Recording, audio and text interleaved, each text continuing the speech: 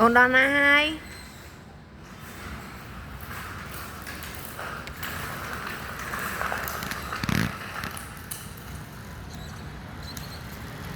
Vì đàn năng hai con.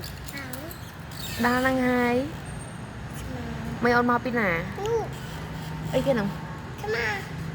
Mà mau pin à? U.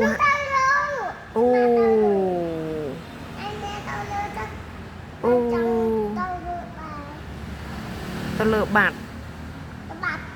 Tao bắt cho bi hầy. Bánh lên thế. Chỉ còn ôn tới. Cả mi độ bay mà. Chà. Đây đâu nè. Đây nó sụp run đây.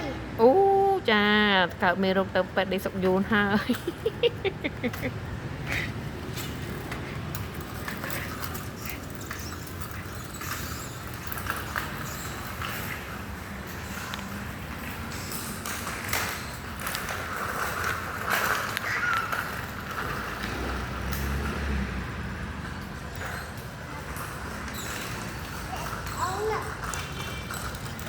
Ôn lên à.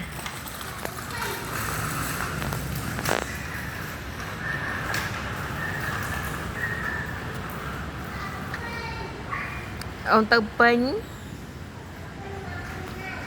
Màu về nha.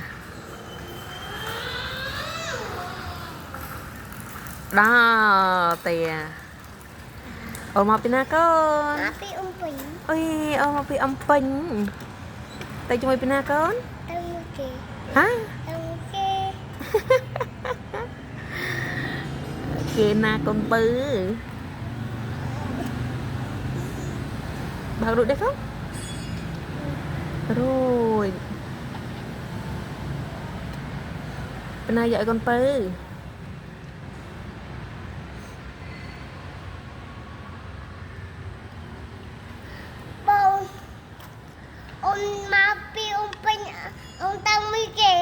Chẳng ôn tao mua pina con. Kìa nè.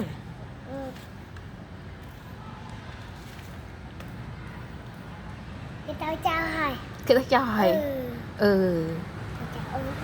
Chào ôn mặt. Chào ôn nó tê hay.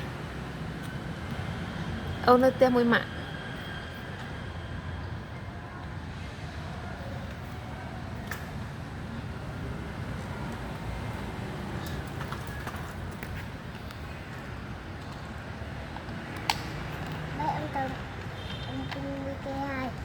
Bye bye chàng. Trời.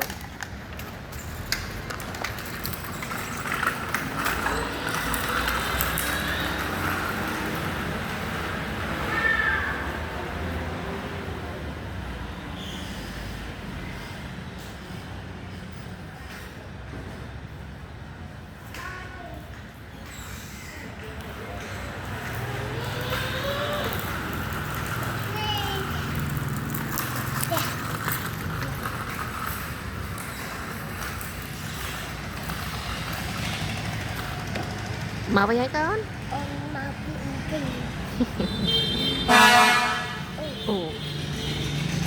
Ấy kia nóng? Trôi dùn.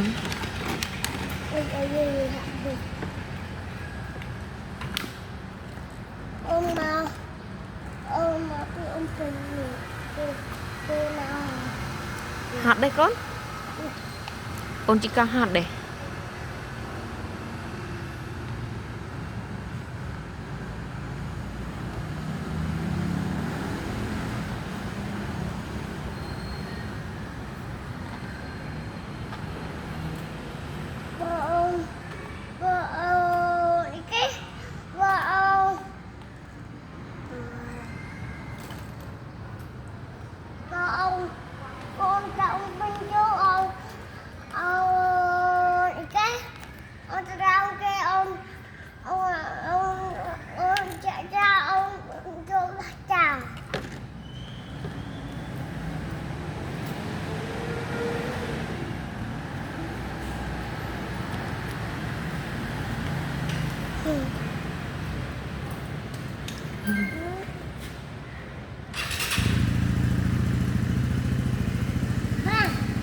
Dạ. Con bị.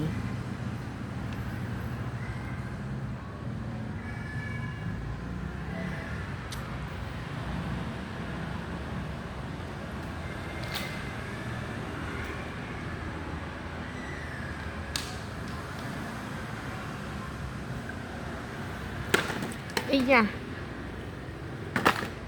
Thì Ông ta ông Vinh Vinh hay. anh ta phải thay. Bye bye chăng.